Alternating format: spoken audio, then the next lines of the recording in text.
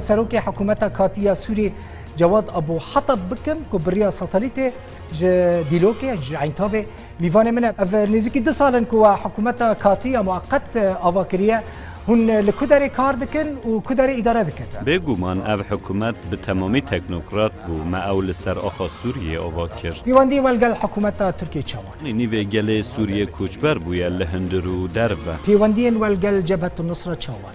نصره پروژه کل دربه سوریه. هین لسر چنا اسد اصرار دکن. 800,000 ولاتی دکونان دادجین. جبر که رد کردن دبن سیا بشر اسد دبن. افنی حروج انتهاکات بن پیکرن دزین طالان کردن رواندن خلکی چید به.